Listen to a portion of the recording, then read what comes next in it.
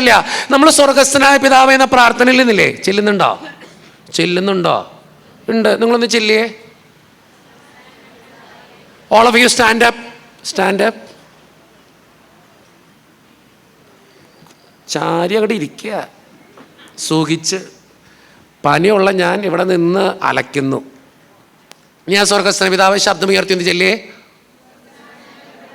ഞങ്ങളുടെ പിതാവേ, തിരുനാമം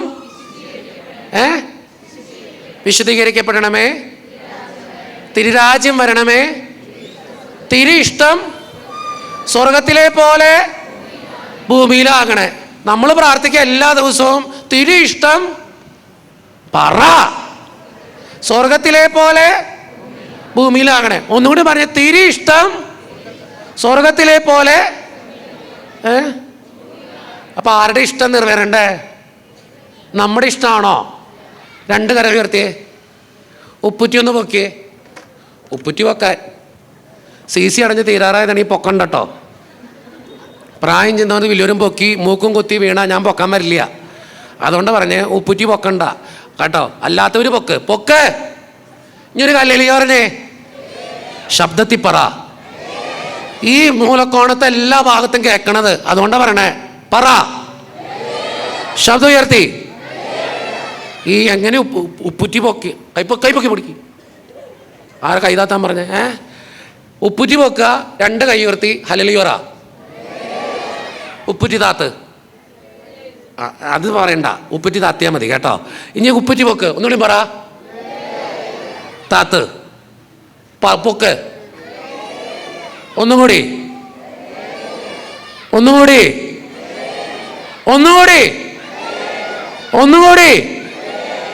വലത്തോട്ടിരി. ഇപ്പം ഏതാ വലത്തെന്ന് അറിയില്ല പലതിനും. വലത്തോട്ടിരി. നിങ്ങളൊക്കെ അങ്ങോട്ടാ. തിന്നണ കൈ നോക്കി തിരിഞ്ഞാതി. തിരിഞ്ഞാ പൊക്കി, കൈ പൊക്കേ. ഉപ്പുറ്റി പൊക്കി. പറ. ഒന്നുകൂടി.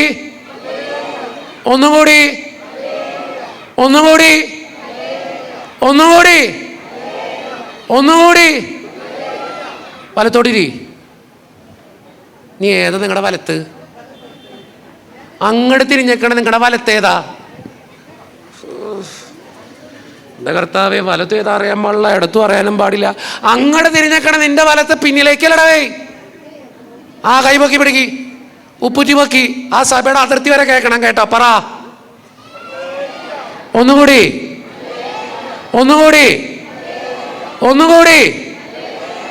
വലത്തോട്ടിരി. നട്ടപ്പാലം കറങ്ങാ ഒരു വല്യമ്മ. അങ്ങോട്ട് തിരി. എൻ്റെ വായിൽ നിന്ന് കേൾക്കും. പൊക്കി പിടിക്കി. പറ. ഒന്നുകൂടി.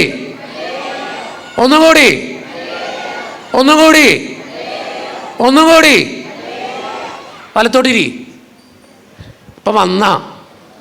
ഇപ്പൊ വന്ന ആ ചുമന്ന ഡ്രസ് ഇട്ട മോളും വന്നേടി. എൻ്റെ മോളും വന്നേ. വാ, ഇങ്ങോട്ട് വാ. ഇത്രയും പേരുണ്ടായിട്ട് ഈ കൊച്ചിൻ്റെ ശബ്ദം മാത്രം ഞാൻ നന്നായിട്ട് കേട്ടോ. അവൾ നന്നായിട്ട് പറഞ്ഞു. വാ, നീ സൂപ്പറാ. വാ.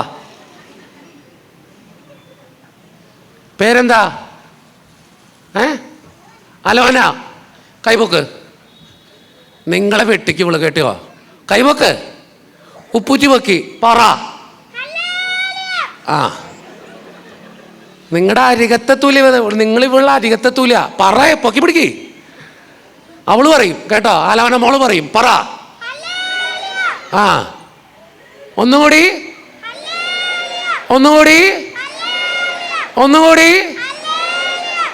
ഇവളുടെ ശബ്ദം കേട്ടോ. വന്നേക്ക കുറേ എണ്ണങ്ങൾ. നല്ല മോളാട്ടോ. നിങ്ങൾ നന്നായിട്ട് പറഞ്ഞു കേട്ടോ. ഞാൻ നിങ്ങളെ കൈമുക്കി പിടിച്ചത് ഒന്ന് ഫ്രഷ് ആവാൻ വേണ്ടിയിട്ട്. കുറേ നേരമായാലും ഇരിക്കാൻ തുടങ്ങിയിട്ട്. നല്ല മോളാട്ടോ. എത്രയല്ലേ പഠിക്കണേ? 5ാം ക്ലാസ്സിൽ. നന്നായിട്ട് പഠിക്കുമോ? നന്നായിട്ട് വചനമൊക്കെ വായിക്കണം കേട്ടോ. നല്ല മോളായിട്ടുണ്ട് കേട്ടോ. പൊക്കോ. Thank you. ഒരു നല്ല കൈ കൊടുത്ത് അവൾക്ക്. അപ്പം ചിരിക്കി. ഫ്രഷായോ? Are you okay? കംഫർട്ടബിൾ? എനിക്ക് തീരെ വയ്യാട്ടോ. അതുകൊണ്ടാണ് ഞാൻ ഇങ്ങനെ പറയുന്നത്. അല്ലെങ്കിൽ ഞാൻ താഴേക്ക് വന്നേനെ.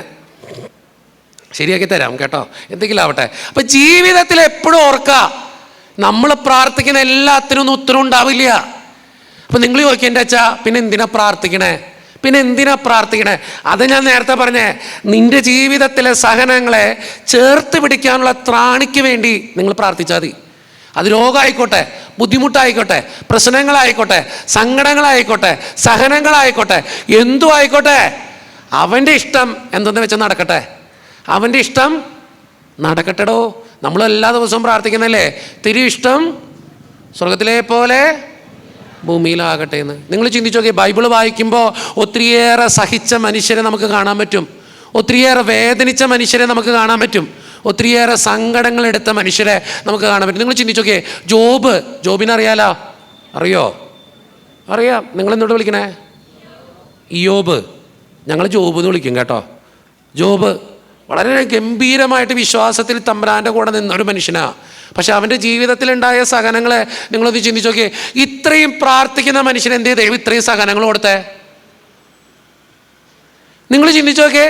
സ്വന്തം മകന് ദൈവം കൊടുത്തത് ഏതാ? കുരിശുമരണ. സ്വന്തം മകന് നമ്മുടെ സ്വർഗീയ പിതാവ് കൊടുത്തത് കുരിശുമരണ. അപ്പൊ പ്രാർത്ഥിക്കുന്നത് നമുക്ക് തരാതിരിക്കോ?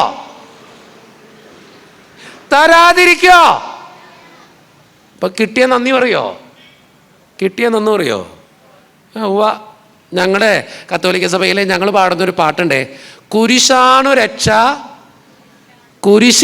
രക്ഷ, കുരിശേ നമിച്ചിടുന്നു എന്ന്. പാട്ടിൻ്റെ വരികൾ എങ്ങനെയാ? കുരിശാണു രക്ഷ, കുരിശിലാണു രക്ഷ, കുരിശേ നമിച്ചിടുന്നു.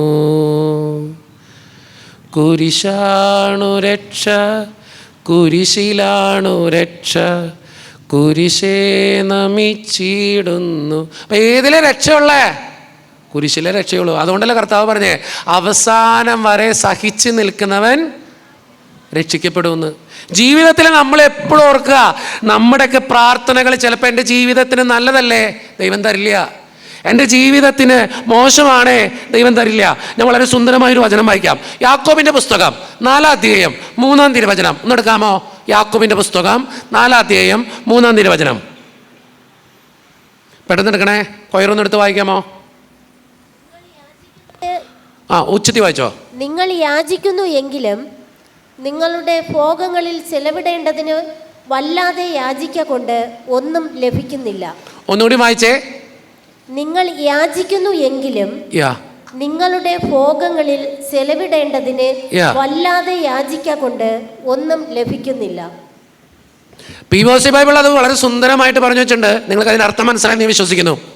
ബൈബിൾ ഇങ്ങനെ പറഞ്ഞു വയ്ക്കുക, ചോദിച്ചിട്ടും നിങ്ങൾക്ക് ലഭിക്കുന്നില്ലെങ്കിൽ അത് നിങ്ങളുടെ ദുരാശകളെ തൃപ്തിപ്പെടുത്താൻ തിന്മയായിട്ടുള്ളവ ചോദിക്കുന്നത് കൊണ്ടാണ് ദൈവം നിങ്ങൾക്ക് അത് തരാത്തത്. ഒന്നുകൂടി അച്ഛൻ പറയാം. ചോദിച്ചിട്ടും നിങ്ങൾക്ക് ലഭിക്കുന്നില്ലെങ്കിൽ അത് നിങ്ങളുടെ ദുരാശകളെ തൃപ്തിപ്പെടുത്താൻ തിന്മയായിട്ടുള്ളവ ചോദിക്കുന്നത് കൊണ്ടാണ് ദൈവം നിങ്ങൾക്ക് അത് തരാത്തത്. നമ്മൾ ചിന്തിച്ചു നോക്കിയേ, പല കാര്യങ്ങളും നമ്മൾ ചോദിക്കുന്നത് നമ്മുടെ ജീവിതത്തിന് നല്ലതല്ല. നമ്മൾ പ്രാർത്ഥിക്കുന്ന പല കാര്യങ്ങളും നമ്മുടെ ജീവിതത്തിന് നല്ലതല്ല. ഞാൻ ഒരിക്കല് എൻ്റെ ജീവിതത്തിൽ നടന്നൊരു സംഭവം ഞാൻ പറയാം. ഈ കോവിഡിനൊക്കെ മുമ്പ് ഞാൻ കലൂർ റിന്യൂ സെൻ്ററിൽ ധ്യാനിപ്പിച്ചുകൊണ്ട് കിടക്കുന്ന ഒരു കാലഘട്ടത്തിൽ ഒരു പെങ്കൊച്ച്, കുറച്ച് പെൺകുട്ടികൾ ഒന്നിച്ചുകൂടി എന്നെ കാണാൻ വന്നു. അവർ വന്നിട്ട് പറഞ്ഞു, ജിനുവച്ചാ ഒന്ന് പ്രാർത്ഥിക്കണം. അപ്പോൾ ഇവരെൻ്റെ നേരത്തെ കൺവെൻഷനൊക്കെ കൂടിയിട്ടുള്ളവരാ. ഈ കൺവെൻഷനൊക്കെ കൂടിയിട്ട് എൻ്റെ അടുത്ത് വന്നു. കൺവെൻഷൻ കൂടിയിട്ട് എൻ്റെ അടുത്ത് വന്ന് പറഞ്ഞു, ജിനുവച്ചാ ഞങ്ങൾ കൺവെൻഷനൊക്കെ കൂടിയതാ, അച്ഛൻ ഒന്ന് പ്രാർത്ഥിക്കാമോ? ഞാൻ പറഞ്ഞു, ഞാൻ പ്രാർത്ഥിക്കാം. പ്രാർത്ഥന കഴിഞ്ഞു. അപ്പോൾ ഇവൾ OET പരീക്ഷ എഴുതിക്കൊണ്ടിരിക്കുക. ഇവർ 4-5 പേരുണ്ട്. OET പരീക്ഷ എഴുതിക്കൊണ്ടിരിക്കുക. OET പരീക്ഷ 3-4 പ്രാവശ്യം എഴുതി, പലരും തോറ്റു. ഈ 4-5 പേര് ഇനി ഒന്നും കൂടി ട്രൈ ചെയ്യാനായിട്ട് നിൽക്കുക. അപ്പോൾ ഇവർ പറഞ്ഞു, അച്ഛാ ഞങ്ങൾ OET പരീക്ഷയ്ക്ക് വേണ്ടി പ്രിപ്പയർ ചെയ്തുകൊണ്ടിരിക്കുക, 2-3 പ്രാവശ്യം എഴുതി തോറ്റു, അച്ഛൻ ഒന്ന് പ്രാർത്ഥിക്കുക അച്ഛാ, ഞങ്ങളുടെ വീട്ടിലാകെ ബുദ്ധിമുട്ടാണ്. അപ്പോൾ ഓരോരുത്തർ വന്ന്, അവർ 4-5 പേര് വന്നെങ്കിലും ഓരോരുത്തർ പേഴ്സണലായിട്ട് വന്ന് എന്നെ കാണാൻ തുടങ്ങി. അച്ഛൻ ഒന്ന് പ്രാർത്ഥിക്കണം, സങ്കടങ്ങളൊക്കെ ഒന്ന് പറയാൻ വേണ്ടി വന്നതാ. ഓരോരുത്തർ വന്ന് സങ്കടങ്ങൾ പറഞ്ഞു, ഞാൻ പ്രാർത്ഥിച്ചു. ഞാനിങ്ങനെ എല്ലാ പിള്ളേരും പ്രാർത്ഥന കഴിഞ്ഞിട്ട് ഓരോരുത്തരുടെയും തലയിൽ ഇങ്ങനെ കൈവച്ച് പ്രാർത്ഥിച്ച് വിട്ടു. പ്രാർത്ഥിച്ച് വിട്ട് കഴിഞ്ഞിട്ട് ഒരു കൊച്ച്, ഞാൻ പേര് പറയാൻ ആഗ്രഹിക്കുന്നില്ല, അവൾ വന്ന് പറഞ്ഞു, അച്ഛാ വീട്ടിലാകെ ബുദ്ധിമുട്ടാ അച്ഛാ, എനിക്കൊരു ശ്വാസകോശ സംബന്ധമായ ഒരു അസുഖമുണ്ട്. അപ്പോൾ അസുഖത്തിന് ട്രീറ്റ്മെൻറ്റൊക്കെ നടത്തി വീട്ടിലാകെ കടബാധ്യത അച്ഛാ. എനിക്ക് താഴെ 2 അനിയത്തിമാരാ. അപ്പനാണെങ്കിൽ അധികം ജോലിക്കൊന്നും പോകാൻ പറ്റുന്നില്ല. ഒരു പീടിക ഇട്ടിട്ടുണ്ട്, ഒരു കട ഇട്ടിട്ടുണ്ട്. ആ കടയിലെ വരുമാനം കൊണ്ടാണ് എൻ്റെ അപ്പൻ ഞങ്ങളെ നോക്കണേ. അച്ഛാ, എനിക്ക് ശ്വാസകോശ സംബന്ധമായ അസുഖം വന്നതുകൊണ്ട് ആകെ പ്രശ്നമായിട്ട് ഇപ്പോൾ വീട്ടിലാകെ ബുദ്ധിമുട്ടച്ഛാ. ഒത്തിരി കടങ്ങളുണ്ട്, പലിശക്കാരൊക്കെ വീട്ടിൽ വരാം. അച്ഛാ 2 പ്രാവശ്യം ഞാൻ OET എഴുതി. എനിക്ക് പരീക്ഷ ഇനി എഴുതിയാൽ പാസ്സായേ പറ്റുവച്ചാ. കാരണം ഞാൻ രക്ഷപ്പെട്ടാലാ, ഞാൻ വിദേശത്ത് പോയാലാ എൻ്റെ 2 പെങ്ങന്മാരെ പഠിപ്പിക്കാനും എൻ്റെ വീട്ടിലെ കടം മാറ്റാനും എനിക്ക് പറ്റുള്ളൂ. അച്ഛാ പ്രാർത്ഥിക്കണം പ്ലീസ്. അച്ഛാ ഒത്തിരി കഷ്ടപ്പാടും ബുദ്ധിമുട്ടിലൂടെ പോണേ. ഒരു പ്രാവശ്യം കൂടി ഞാൻ ട്രൈ ചെയ്യാമെന്ന് വിചാരിക്കുക. അച്ഛൻ ഒന്ന് പ്രാർത്ഥിക്കണം അച്ഛാ. ഞാൻ പറഞ്ഞു, പൊന്നു മോളെ, അച്ഛൻ പ്രാർത്ഥിച്ചോളാം, നീ ധൈര്യമായിട്ടിരിക്കുക, നീ വിഷമിക്കാണ്ടിരിക്കുക. നിൻ്റെ ആവശ്യം കാര്യമുള്ളൊരാവശ്യം. കാരണം 2 പെങ്ങന്മാർ അനിയത്തിമാരുണ്ട്. അപ്പനാണെങ്കിൽ തീരെ വയ്യ, ചെറിയൊരു കടയുള്ളൂ, വീട്ടിലാകെ ബുദ്ധിമുട്ട്, സാമ്പത്തികം ഞെരുക്കം. ഇതിനു വേണ്ടി പ്രാർത്ഥിക്കാനാണ് മോള് പറയണേ, ഒരു ജോലി കിട്ടാൻ വേണ്ടി. ഞാൻ പറഞ്ഞു, മോളെ നിൻ്റെ കാര്യം നീതിപൂർവമായൊരു കാര്യമാണ്, അച്ഛൻ പ്രാർത്ഥിക്കാം. അവൾ ഒരു കാര്യം കൂടി പറഞ്ഞു, അച്ഛാ ഞാൻ 2-3 പ്രാവശ്യം ട്രൈ ചെയ്തു, ഇനി ഒരു പ്രാവശ്യം കൂടി ട്രൈ ചെയ്യാനുള്ള പൈസ എൻ്റെ ഉള്ളൂ, അതും കടം വാങ്ങിച്ചിട്ടാണ് ഞാൻ ട്രൈ ചെയ്യണേ. എൻ്റെ കൂട്ടുകാരിമാർ ചെയ്യണതാ എന്നെ സഹായിക്കാൻ വേണ്ടി. അച്ഛാ ഇതും കൂടി ഞാൻ പാസ്സായില്ലെങ്കിൽ ഞാൻ എൻ്റെ ദൈവത്തെ വിളിക്കില്ല കേട്ടോ. അവളോട് ഞാൻ പറഞ്ഞു, മോളെ നീ അങ്ങനെ ഒരു തീരുമാനം പറയരുത്. അച്ഛനൊന്ന് ചിന്തിച്ചു നോക്കിയേ, എൻ്റെ കുടുംബത്തിന് വേണ്ടിയിട്ടല്ല അച്ഛാ ഞാനൊരു ജോലിക്ക് വേണ്ടി പറയണേ, എന്നിട്ട് എന്തിയെ ദൈവം തരാത്തെ? ഞാൻ ഇത്രയും പ്രാർത്ഥിച്ചിട്ട് എന്ത് കാര്യം നടത്തി തരാത്തെ? ഞാൻ പറഞ്ഞു, പൊന്നു മോളെ നമുക്ക് പ്രാർത്ഥിക്കാം. അച്ഛാ ഇതും കൂടി കിട്ടിയില്ലേ ഞാൻ പള്ളി പോകത്തില്ല, പ്രാർത്ഥിക്കില്ല. അച്ഛൻ എന്നോടൊന്നും പറയരുത്. പിന്നെ ഞാൻ പറഞ്ഞു, പൊന്നു മോളെ അച്ഛൻ പ്രാർത്ഥിക്കാം, നീ ധൈര്യമായിട്ടിരിക്കും, നിനക്ക് തരും, കർത്താവ് തരും. ഞാൻ എന്നിട്ട് അവളോട് പ്രാർത്ഥിക്കാൻ പറഞ്ഞു. ഞങ്ങൾ കുറച്ച് നേരം കർത്താവിനൊന്ന് സ്തുതിച്ചു. ഞാൻ അവളുടെ തലയിൽ കൈവയ്ക്കുക, 2 കൈയും കൈവച്ച് പ്രാർത്ഥിക്കുന്ന സമയത്ത് എൻ്റെ മനസ്സ് പറയുക, ദൈവമേ നമുക്കിങ്ങനെ കർത്താവിൻ്റെ കൂടെ നടക്കുന്നതുകൊണ്ട് കർത്താവ് കൃത്യമായിട്ട് പറയുന്നത് ഇന്ന കാര്യം ഇങ്ങനെയൊക്കെ എന്ത് ചെയ്യാനുണ്ട്, ഇങ്ങനെയൊക്കെ തടസ്സങ്ങളുണ്ട്, ഇന്നതൊക്കെ ബുദ്ധിമുട്ടുകളുണ്ട്.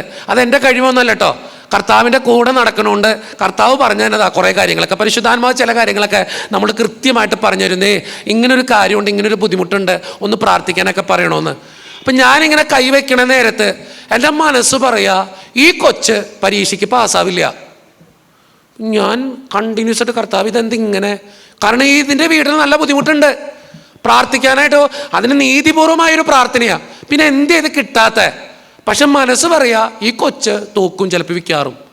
അപ്പം ഞാൻ മനസ്സോട് കർത്താവ് ഇതെന്തിങ്ങനെ, പക്ഷേ ഞാനിങ്ങനെ കൈവച്ച് കുറേ നേരം പ്രാർത്ഥിച്ചു കഴിയുമ്പോൾ മനസ്സ് പറഞ്ഞു, കർത്താവ് ഇത് ഈ പരീക്ഷ കൊച്ച് പാസ്സാവില്ല. ഞാൻ എന്നിട്ട് എങ്ങനെ ഈ കൊച്ചിനോട്, ഞാൻ ഈ കണ്ടിട്ടുള്ളതിൽ ഏറ്റവും ബോൾഡായിട്ടുള്ളൊരു പെൺകുട്ടിയാണ് ഈ പെൺകുട്ടി കേട്ടോ. ഇതിനൊക്കെ അസുഖങ്ങളൊക്കെ ഉണ്ടെങ്കിലും ശ്വാസകോശ സംബന്ധമായ ഇച്ചിരി പ്രശ്നങ്ങളൊക്കെ ഉണ്ടെങ്കിലും ട്രീറ്റ്മെൻറ്റൊക്കെ ആണെങ്കിലും അവൾ കൃത്യമായിട്ട് കാര്യങ്ങൾ പറയും, ബോൾഡായിട്ട്. അത്രയും ബോൾഡായിട്ടൊരു പെൺകൊച്ചിനെ ഞാൻ ജീവിതത്തിൽ ഇതുവരെ കണ്ടിട്ടില്ല. അപ്പോൾ ഇവൾ എന്നോട് പറയാ, അച്ഛാ ഇത് പാസ്സായില്ലേ ഞാൻ ഇനി പള്ളിപ്പോൾ കയറില്ല, പ്രാർത്ഥിക്കില്ല. അപ്പം ഞാൻ പറഞ്ഞു, ഞാൻ ചിന്തിച്ചു കർത്താവ് ഇത് എന്തിനോട് പറയും, പക്ഷേ ഇതിൻ്റെ തലയിൽ കൈവയ്ക്കുമ്പോൾ മനസ്സ് പറയാ ഇത് പാസ്സാവില്ല. ഞാൻ മനസ്സോടെയാണെങ്കിലും ഞാൻ കൈയെടുത്തപ്പോഴേക്കും ഇവൾ ചോദിച്ചു, അച്ഛാ ഞാൻ ഈ പ്രാവശ്യം പാസ്സാവില്ലേ? അപ്പം ഞാൻ പറഞ്ഞു, മോളെ. അപ്പം അച്ഛൻ പറഞ്ഞു, അച്ഛൻ പറയാച്ചാ ഞാൻ പാസ്സാവില്ലേ, ഉറപ്പല്ലേ? ഞാൻ പറഞ്ഞു, മോളെ. പക്ഷെ ഞാൻ എന്നിട്ട് പതക്കിയൊന്നും പറയാൻ എനിക്കങ്ങനെ ഉള്ളതുപോലെ പറയുന്നൊരു മനുഷ്യനാണ് ഞാൻ. അവള് പറഞ്ഞു, മോളെ എൻ്റെ മനസ്സ് പറയണു അത് നടക്കാതിരിക്കട്ടെ, നമുക്ക് പ്രാർത്ഥിക്കാം അതിന് വേണ്ടി. പക്ഷെ മനസ്സ് പറയാൻ നിൻ്റെ തലയിൽ കൈവയ്ക്കുമ്പോൾ നീ പരീക്ഷയ്ക്ക് ഈ പ്രാവശ്യവും തോക്കും. ഇവളുടെ മുഖത്ത് ഇങ്ങനെ ചുമന്ന് വരെ, ഞാൻ അത്രയും നേരം കണ്ട താണ് വണങ്ങിക്കണ പെൺകുട്ടിയല്ല, മുഖമൊക്കെ ചുമന്ന് കണ്ണൊക്കെ ഇങ്ങനെ വീർത്തിട്ട് എന്നോട് ആദ്യമേ ചോദിച്ചു, താനും തൊട്ട് കത്തനാരാടോ? ഞാൻ ചോദിച്ചു, ഇത്രയും നേരം നീ അച്ഛാന്നല്ലേ വിളിച്ചോണ്ടിരുന്നു, ഒറ്റയടിക്ക് കത്തനാരായോ? ഞാൻ ചോദിച്ചു, താനും തൊട്ട് കത്തനാരോ? അപ്പം ഞാൻ ചോദിച്ചു, നീ എന്താ അങ്ങനെ വിളിച്ചേ? എൻ്റെ പൊന്നച്ച എന്തൊട്ട് വർത്താനച്ച ഈ പറഞ്ഞേ, ഞാൻ പാസ്സാവില്ലേ? ഞാൻ പറഞ്ഞു, പൊന്നു മോളെ എൻ്റെ മനസ്സ് പറയുന്ന അങ്ങനെയാ, നമുക്ക് പ്രാർത്ഥിക്കാം നിൻ്റെ കാര്യം ശരിയാവാൻ വേണ്ടി. അച്ഛനോട് ഞാൻ പറഞ്ഞേക്കാം, ഇത് പാസ്സായില്ലേ ഞാൻ പള്ളി കയറത്തില്ല കേട്ടോ. പൊന്നുമോളെ നീ അങ്ങനെ പറയില്ലേ, നമുക്ക് പ്രാർത്ഥിക്കാടി. അവൾ പറഞ്ഞു, ഇല്ല അച്ചോ, ഇത്രയും പ്രാർത്ഥിച്ചിട്ടും തരാത്തൊരു ദൈവത്തെ എനിക്ക് വേണ്ട, ഇതുപോലെ കണ്ണീര് കുടിച്ചിട്ടും തരാത്തൊരു ദൈവത്തെ എനിക്ക് വേണ്ട, ഇതുപോലെ ദൈവത്തിൻ്റെ മുന്നിൽ നിന്നിട്ടും എൻ്റെ കാര്യങ്ങൾ നടത്തി തരാത്തൊരു ദൈവത്തിന് എനിക്കെന്തിനാ? അവൾ പറഞ്ഞു, അച്ഛാ എനിക്ക് വേണ്ട അച്ഛാ. ഞാൻ പറഞ്ഞു പൊന്നുമോളെ നീ അങ്ങനെ പറയില്ലേ, നമുക്ക് പ്രാർത്ഥിക്കാം, നീ പാസ്സാവും, അച്ഛനും കൂടി പ്രാർത്ഥിക്കാം, നീ ധൈര്യമായിട്ട് പൊക്കോ. ഈ 5 കുട്ടികൾ എൻ്റെ അടുത്ത് വന്ന് കണ്ടു. ഇവർ 5 പേരും പോയി. ഇവർ പോയി 2ാമത്തെ ആഴ്ച പരീക്ഷ എടുക്കുക. അപ്പോൾ തലേന്ന് തന്നെ ഇവർ വിളിച്ചു പറഞ്ഞു, അച്ഛാ നാളെയാണ് പരീക്ഷ, അച്ഛൻ പ്രാർത്ഥിക്കണം കേട്ടോ. അച്ഛൻ പ്രാർത്ഥിക്കും. ഞാനാണെങ്കിൽ ഇപ്പോൾ ഒടുക്കത്തെ പ്രാർത്ഥന, ബാക്കി 4 എങ്ങനെയെങ്കിലൊക്കെ പാസ്സാവാൻ കുഴപ്പമില്ല. ഈ 5ാമത്തെ ഒരെണ്ണം പാസ്സാകാൻ വേണ്ടി ഞാൻ കണ്ണീരൊഴുക്കി പ്രാർത്ഥന, കർത്താവേ എങ്ങനെയെങ്കിലും അത് രക്ഷപ്പെട്ട മതിയായിരുന്നു. 5 എണ്ണത്തിന് പ്രാർത്ഥന തുടങ്ങി. പിറ്റേ ദിവസം പരീക്ഷ കഴിഞ്ഞു. ഞാൻ 5 എണ്ണത്തിനെ വിളിച്ചു. ഇത് മാത്രം പറഞ്ഞു, അച്ഛ പാടായിരുന്നു. ബാക്കിയുള്ളവർ ചിലർ പറഞ്ഞു അച്ഛ ഇച്ചിരി പാടായിരുന്നു, കുഴപ്പമുണ്ടാവില്ല, ചിലപ്പോൾ പാസ്സാവും. ഞാൻ പ്രാർത്ഥന തുടങ്ങി. കുറച്ച് ദിവസങ്ങൾ കഴിഞ്ഞു. കുറച്ച് ദിവസങ്ങൾക്ക് ശേഷം ഇവളുടെ കൂട്ടുകാരി റിസൾട്ട് അറിഞ്ഞിട്ട് എന്നെ വിളിക്കുക. റിസൾട്ട് അറിയണ ദിവസമായിട്ടോ. റിസൾട്ട് അറിയണ ദിവസത്തിൻ്റെ തലേ ദിവസം ഇവരെല്ലാവരും വിളിച്ചു, അച്ഛാ പ്രാർത്ഥിക്കണം, നാളെ റിസൾട്ട് അറിയും. ഈ കൊച്ചു പറഞ്ഞു, അച്ഛാ പാസ്സായില്ലേ, പള്ളി പോവില്ല. ഞാൻ പറഞ്ഞു, എൻ്റെ പൊന്നുമോളെ നീ അങ്ങനത്തെ തീരുമാനമൊന്നും പറയില്ല, നമുക്ക് പ്രാർത്ഥിക്കാം, നാളെ എന്തൊക്കെയാലും നീ പാസ്സാവും ഉറപ്പ്. പിറ്റേ ദിവസം റിസൾട്ട് വന്നു. ഞാൻ ഫോൺ വരാൻ നോക്കിയിരിക്കുക. ഇവളല്ലാട്ട വിളിക്കണേ, വേറെ കൊച്ച വിളിക്കണേ എന്നെ. ആദ്യം വിളിച്ചു, അച്ഛാ ഞാൻ പാസ്സായിട്ടാ. ഞാൻ കർത്താവ് നന്ദി. എടി അവള് പാസ്സായോ? എൻ്റെ ആകുലത മുഴുവൻ അവൾക്ക് വേണ്ടിയിട്ടാ. ഞാൻ പറഞ്ഞു, പൊന്നുമോളെ അവള് പാസ്സായോ? അവൾ പറഞ്ഞു, അച്ഛാ അവള് തോറ്റു എന്ന് കേട്ട വഴി ഞാൻ അപ്പം തന്നെ ഫോൺ സ്വിച്ച് ഓഫ് ചെയ്തു. എന്ത് ചെയ്യാൻ പറ്റും?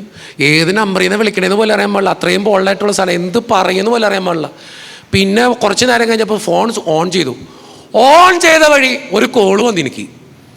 എൻ്റെ പൊന്നോ, ക്യാമറ ഇരിക്കണോണ്ട് എനിക്ക് പറയാൻ പറ്റത്തില്ല. എന്തുട്ടൊക്കെ പറഞ്ഞു തുടങ്ങി. എന്തിനാ ദൈവം, എന്തിനാ പ്രാർത്ഥന, എന്തിനാ ബൈബിൾ വായന, കുറേ ചോദ്യങ്ങൾ എൻ്റെ അടുത്ത്. ഞാൻ പറഞ്ഞു, പൊന്നുമോളെ ദൈവത്തിന് എന്തെങ്കിലും പദ്ധതി ഉണ്ടോ? ഈ ഒരു കാര്യമില്ല വെച്ചോ, അച്ഛന് ഇനി ഒന്നും പറയേണ്ട എൻ്റെ അടുത്ത്. ഞാൻ കുറേ നേരം കൺവിൻസ് ചെയ്യാൻ നോക്കി, ഒന്നും പറഞ്ഞില്ല. ഞാൻ പറഞ്ഞു, അച്ഛാ ഇനി പള്ളി പോകലില്ല, പ്രാർത്ഥനയില്ല, ഒന്നും വേണ്ട എനിക്ക്, ഞാനിനി പള്ളി കയറില്ല, ഞായറാഴ്ച പോലും പള്ളി പോകില്ല. മോളെ അങ്ങനെ ഒരു തീരുമാനം നീ എടുക്കല്ലേ. ഞാൻ പറഞ്ഞു, അച്ഛാ ഇനി വേണ്ട എനിക്ക് ദൈവത്തെ. ഇത്രയും പറഞ്ഞിട്ട് അവൾ ഫോൺ കട്ട് ചെയ്തു. ഞാൻ അത് കഴിഞ്ഞിട്ടാണ് നിങ്ങൾ ഓർക്കണ്ടേ, ഈ അവിടെ നിന്ന് ധ്യാനത്തിൻ്റെ ഇടയിൽ പിന്നെ ഞാൻ ധ്യാനിപ്പിക്കാനൊക്കെ പോയി. ഇവളുടെ നമ്പറൊക്കെ ബ്ലോക്ക് ചെയ്തു. തെറി വിളിച്ച് പാഴ്സലായിട്ട് കേൾക്കണ്ടല്ലോ എന്ന് വിചാരിച്ചുകൊണ്ട് ഞാൻ ബ്ലോക്കൊക്കെ ചെയ്തു. അവിടെ നിന്ന് 1 വർഷം കഴിയുമ്പോഴാണ് ഈ കോവിഡ് എന്ന മഹാമാരി തന്നെ. അപ്പോൾ കോവിഡൊക്കെ തുടങ്ങിയ സമയത്ത് നമുക്ക് പള്ളികളൊക്കെ അടച്ച സമയത്ത് ഞാനൊരു പള്ളിയിലേക്ക് ഷിഫ്റ്റ് ചെയ്തു. എനിക്ക് ചാർജായിട്ടൊരു പള്ളിയിലേക്ക് ചെന്നു. ഞാൻ ആ പള്ളിയിലിരിക്കുന്ന സമയത്ത് കോവിഡൊക്കെ കൊടുമ്പിരി കൊണ്ടിരിക്കുന്ന സമയം, അത് കഴിഞ്ഞ് പതുക്കെ ആൾക്കാർ പുറത്തിറങ്ങിയ ഒരു സമയത്ത് എനിക്കൊരു കോൾ വന്നു. ഒരു കോൾ വന്നു.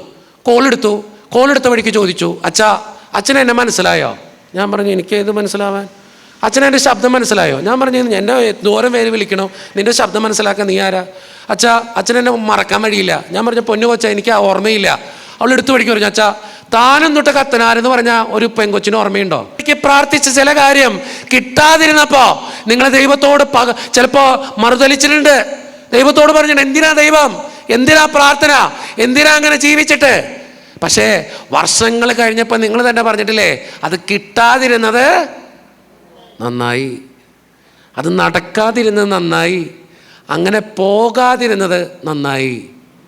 എടോ എനിക്ക് നിങ്ങളോട് പറയാനുള്ള കാര്യം തന്നെയാണ്, നമ്മളെക്കുറിച്ച് കൃത്യമായിട്ടുള്ളൊരു പദ്ധതിയുള്ളൊരു ദൈവം നമ്മുടെ മുകളിലുണ്ട്. ആ ദൈവം മെനഞ്ഞവനാണ് നമ്മളെങ്കിൽ, അവൻ ശ്വസിച്ചവനാണ്, ശ്വാസം നമ്മുടെ നാസാരന്ധ്രങ്ങളിലേക്ക് ഊതിയ ദൈവമാണ് അവനെങ്കിൽ, നിങ്ങൾ ചിന്തിക്കണം, അവന് നമ്മളെക്കുറിച്ച് കൃത്യമായിട്ടൊരു പദ്ധതിയുണ്ട്. അത് നമ്മുടെ നാശത്തിന് വേണ്ടിയിട്ടുള്ള പദ്ധതിയല്ല, നമ്മുടെ അനുഗ്രഹത്തിനും നമ്മുടെ വളർച്ചയ്ക്കും വേണ്ടിയിട്ടുള്ള പദ്ധതിയാണ്.